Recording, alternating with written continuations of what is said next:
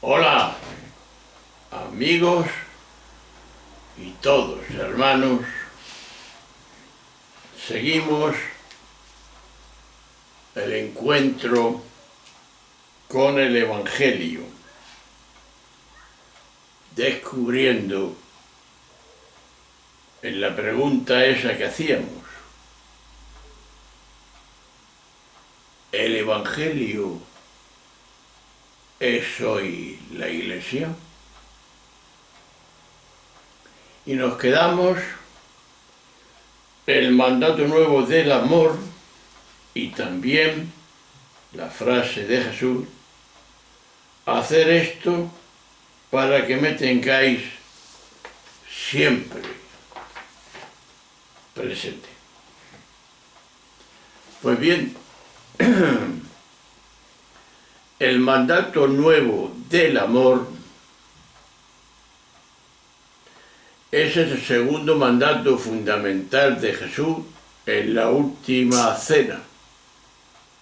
Fue el mandamiento nuevo del amor mutuo. Nos dice así Jesús: os doy un mandamiento nuevo, que os améis unos a otros como yo os he amado, que vosotros también os améis unos a otros. Esto, y en esto, conocerán que sois mis discípulos, si tenéis amor unos y otros. Nos lo dice claramente Juan en el capítulo 13, del 34 al 35. Me imagino que para todos es la novedad sorprendente que si es que tenemos fe, impresiona.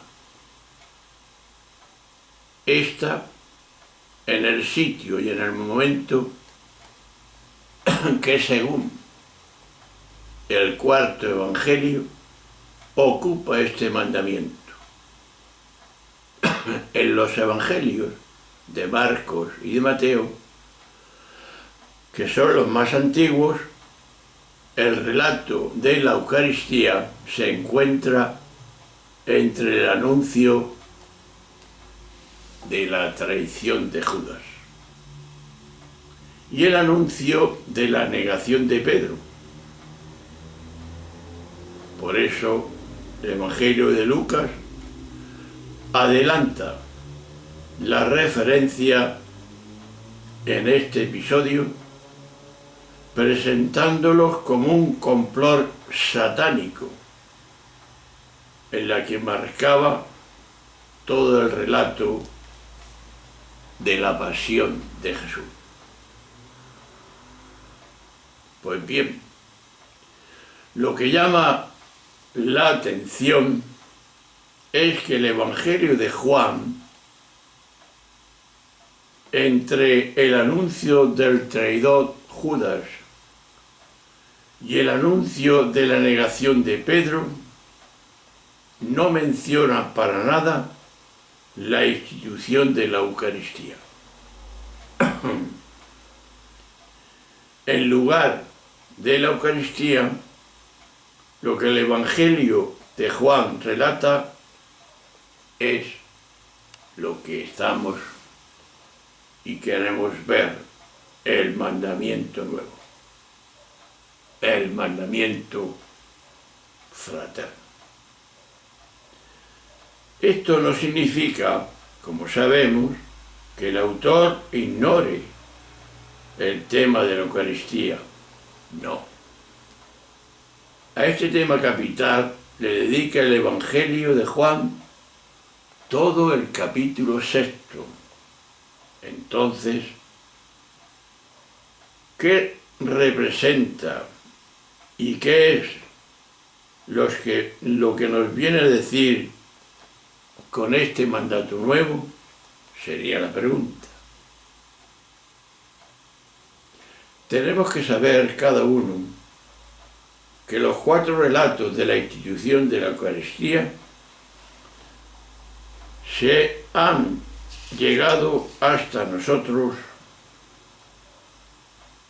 y eran bien conocidos en las distintas iglesias o comunidades cristianas del siglo I, cuando se redactó el cuarto Evangelio. Pero seguramente en la última década de aquel siglo, el mandamiento nuevo, como lo designa el propio autor de este Evangelio, parece, y es lo más lógico, que viene a contemplar algo a juicio del evangelista faltaba en los 4 relatos ya conocidos. Claro, desde luego, no se trata de que el amor fraterno sustituya y deba sustituir a la Eucaristía, en la que el comer y beber el pan y el vino de la cena del Señor, comemos y bebemos el cuerpo y la sangre de Cristo, como enseña la Iglesia. Por tanto, no se trata de que el Evangelio de Juan sustituya la Eucaristía por el amor fraterno. No. No se trata de, insisto, en una sustitución, sino de una explicación complementaria, pero que es fundamental. Y consiste en dejar muy claro que comer el pan y beber el vino de la Eucaristía, sin lo que representa el mandato nuevo del amor mutuo, equivale no ya solo a falsificar la Eucaristía, sino a desfigurar la condición del discípulo de Jesús.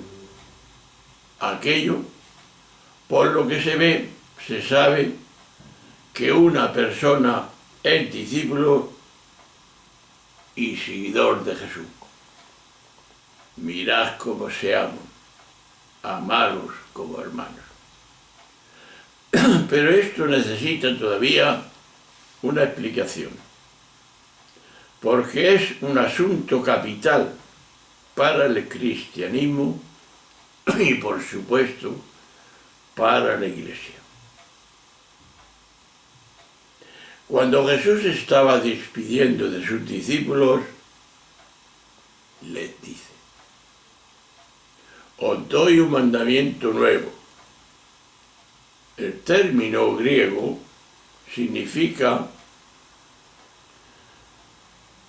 el mandato que se da en la Torá, la ley divina. Un significado que se encuentra también en el Evangelio de Lucas, en el capítulo 1, versículo 6, y todos los textos en que este término aparece en los Evangelios de Mateo y Marcos. Estamos, pues, ante una manifestación suprema de la voluntad de Dios. Claro, teniendo en cuenta que se trata de un mandamiento nuevo. Pero la pregunta para entendernos sería: ¿en qué consiste esta novedad? ¿Qué es lo nuevo que Jesús manifestó al expresar este mandato? Veamos. Los 3 evangelios sinópticos dicen repetidas veces que el amor de Dios y el amor al prójimo son inseparables. Y eso radica el primero y principal mandamiento que nos manifiesta la voluntad de Dios. Pues bien, el Evangelio de Juan da un paso más, un paso decisivo, que consiste en que ya no se trata de que el amor a Dios y el amor al prójimo tengan que estar inseparablemente unidos. El cuarto evangelio ya ni menciona a Dios y resulta que el mandamiento supremo y nuevo consiste en que tenemos que amar a los demás, pero de forma que amando al prójimo, sea quien sea, es como amamos a Dios. En esto consiste la increíble novedad y originalidad del Evangelio en su plenitud, en su totalidad. El Evangelio de Juan no evoca más que el amor que vincula a los discípulos entre sí, sin olvidar que ese amor no se debe marginar a ningún ser humano. Es amor universal. Y ese amor, esa bondad sin límites, es el amor, la bondad a los que nos remite y nos impone el Evangelio de Jesús. Lo que nos lleva a una conclusión que en este momento me limito a adelantarla, después la pondré más clara. El centro y la clave del cristianismo consiste y se resume ¿en qué? En la honradez, en la honestidad, la práctica de la justicia, la transparencia de la propia vida, la bondad con todos, la coherencia íntegra, la misericordia, la responsabilidad en el trabajo y en la lucha por los más desamparados de este mundo.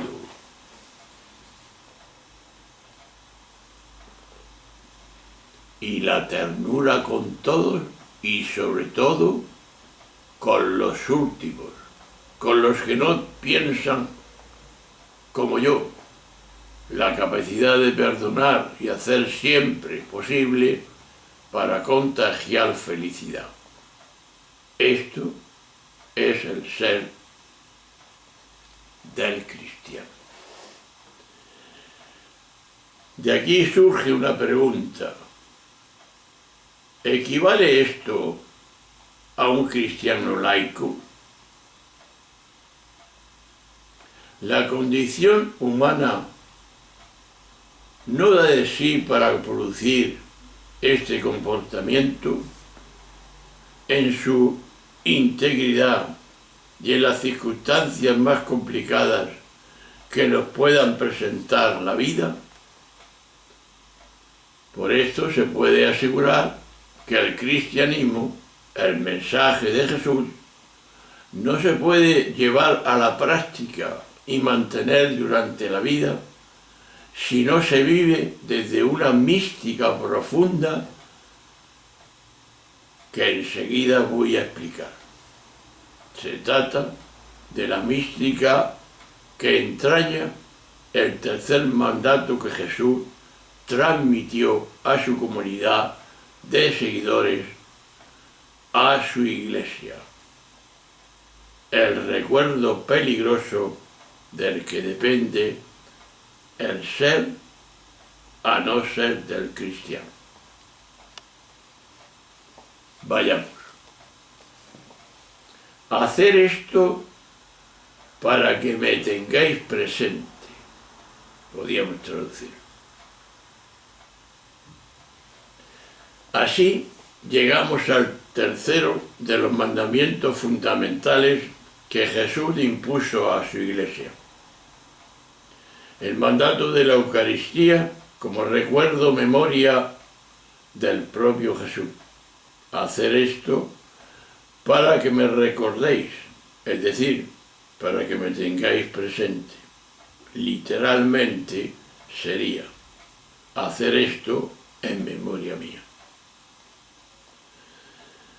Aquí es importante tener presente que en los relatos de la institución que nos presentan los evangelios sinópticos no se encuentra el mandato que nos recuerda Pablo, el mandato de partir y compartir el pan y el vino, que Jesús presenta como su cuerpo y su sangre, para que así la memoria que nos hace presente nos acompañe siempre en nuestra vida. O sea, para que el recuerdo peligroso de Jesús, traicionado, negado, abandonado, juzgado y condenado, nos acompañe y nos guíe siempre en el mundo y en la historia de la vida. Claro, para comprender lo que representa este recuerdo de Jesús, es imprescindible tener presente porque Pablo habló y tan duramente de este asunto a la comunidad de Corintio, en cuanto que se enteró de que aquella comunidad había divisiones y conflictos. Literalmente, escisiones y rupturas. Es decir, no había unidad en aquella iglesia, lo cual llevaba consigo una consecuencia fatal. Porque en tales condiciones, por más que hicieran correctamente la celebración litúrgica, el ceremonial según las normas, en realidad aquello no era comer la cena del Señor. O sea, la comunidad de Corinto había hecho imposible la Eucaristía.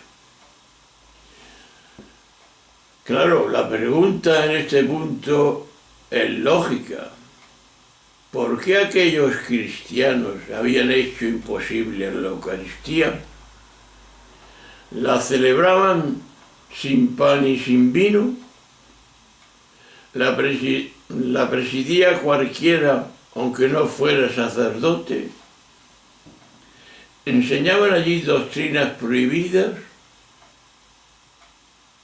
No hay rastro alguno de esto o de otros problemas parecidos. Entonces, ¿qué es lo que invalidaba la Eucaristía o la hacía imposible? Veamos. El problema radica en que la fractura y la división social, cultural y económica que estaba tan presente en la sociedad del imperio en el siglo I, marcaba igualmente a la comunidad cristiana. Se sabe que en efecto, que el imperio romano, concretamente en el siglo I, era un imperio aristocrático, un término que significa que el poder estaba en manos de una pequeña élite que constituía entre el 2 y el 3% de la población más próxima a la clase media. Prácticamente no existía. Existían los máximos ricos y los máximos pobres. Y si estaban configuradas la iglesia de Corinto, como indica el mismo Pablo, en aquella comunidad no abundaban los intelectuales, ni los poderosos, ni las personas procedentes de buena familia. Todo lo contrario, lo necio de este mundo, lo débil, lo plebeyo y lo despreciado en la sociedad se puso o se este tipo de gente constituía la mayoría de la Iglesia. Pues bien, con una configuración social tan heterogénea, la comunidad de Corinto celebraba la Eucaristía en una cena que llamaban la Cena del Señor.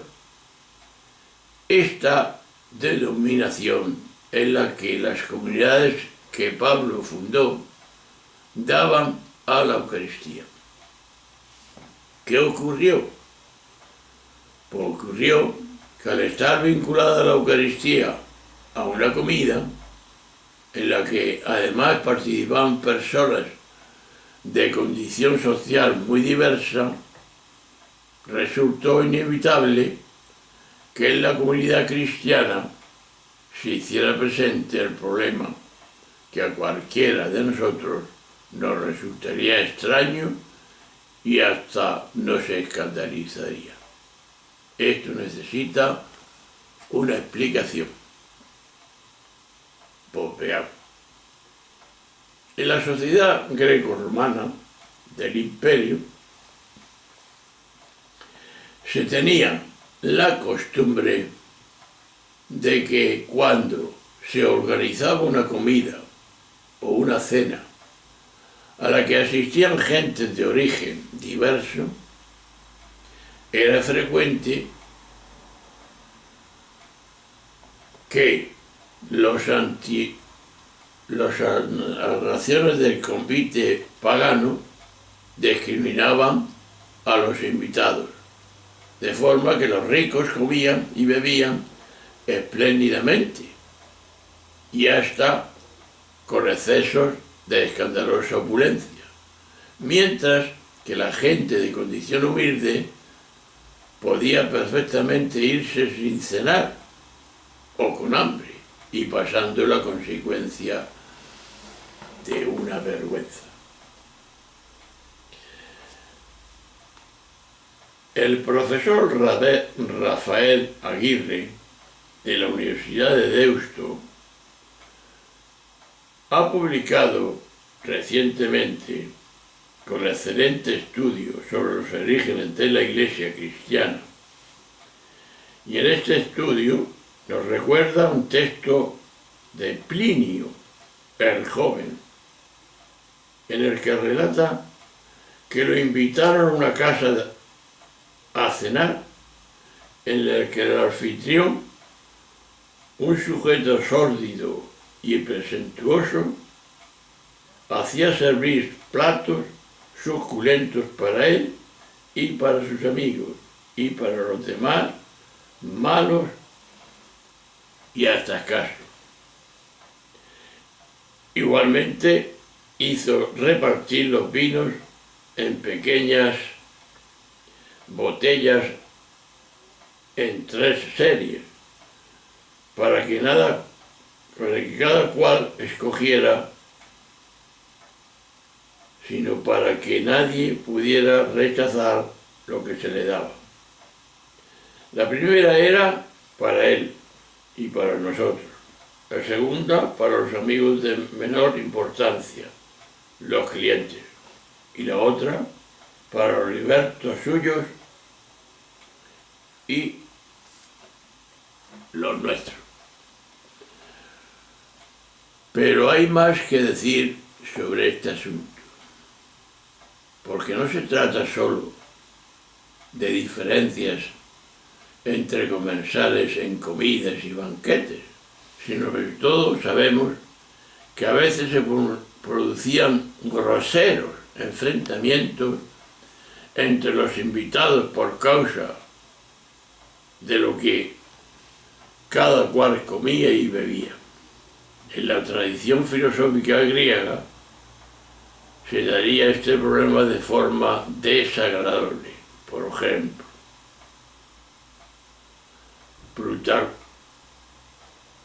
Plutarcón refiere lo siguiente: los que comen demasiado de los platos comunes se enemistan con los más lentos, la suspicacia. la capacidad y la porfilia de manos y los codazos entre los invitados, creo yo, no son un buen preludio para un banquete. Y si el disfrute particular de estas cosas, es decir, las raciones, no perturbaba la convivencia general, esto se debe al hecho de que cosas comunes más importantes y dignas de mayor consideración son la conversación, los brindis y el compañerismo. Por tanto, una comida común era la que se caracterizaba sobre todo por la igualdad. Aunque hubiera diferencias entre los comensales, todos somos diferentes unos de otros. Esto es lógico, esto es un hecho, pero la igualdad es un derecho, que en las cuestiones fundamentales de la vida tiene que ser igual para todos, ¿o no? Ahora, por otra parte, como ya hemos comentado, los cristianos de los primeros siglos, los de las comunidades que fue fundando Pablo por el imperio, no tenían templos ni grandes espacios que fueran propiedad de la iglesia en los que se reuniesen. De ahí que la casa de familia fue la estructura básica del cristianismo primitivo. Las iglesias a las que se dirige Pablo en sus cartas eran iglesias domésticas. Es decir, iglesias vinculadas a una casa y por tanto a una familia. Como se ha escrito con toda razón en tiempos de Pablo y los siglos segundos, el principal lugar donde se llevaba a cabo las reuniones era en el comedor de la casa donde se celebraba la comida comunitaria. Ahora bien, una familia que tenía una casa con un comedor con dimensiones suficientes para acoger a toda la comunidad de una ciudad importante, como era el caso de Corinto o Tesalónica o Éfeso o Roma, tenía que ser la mansión de una familia que pertenecía a la clase alta de aquella sociedad. En Corinto, concretamente, el mismo Pablo bautizó a las familias de Crispo, Gayo y Estéfanos, que eran personas de relieve social y buena situación económica. Por eso se confirma, pues, que las primeras comunidades cristianas se componían de gentes en las que había una minoría reducida de personas de alta sociedad, una clase media muy escasa y una notable mayoría de trabajadores manuales, de personas pobres, incluso mendigos, y como era lógico en aquella sociedad, numerosos libertos y también esclavos.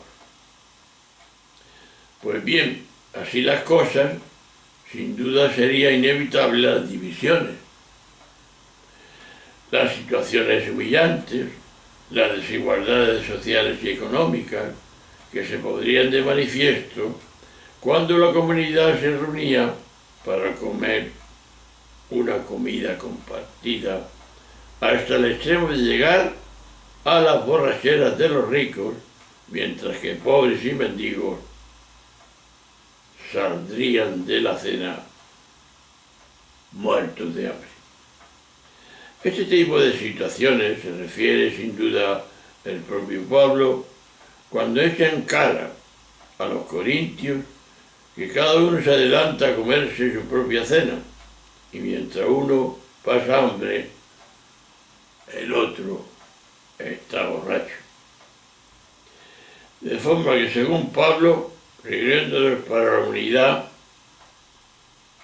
eso que hacéis no es comer la cena del Señor. O sea, Pablo le dice a la comunidad de Corinto que cuando un grupo de personas que están divididas, porque unos nadan en la abundancia, mientras que otros pasan necesidad, pretenden celebrar la Eucaristía, eso ya no es Eucaristía. Por consiguiente, amigos y hermanos, y termino con esto, a juicio del apóstol, lo que hace que la Eucaristía no sea válida es la división y los enfrentamientos que se producen entre ricos y pobres en la Iglesia. De ahí una Iglesia dividida es una Iglesia incapacitada a decir misa,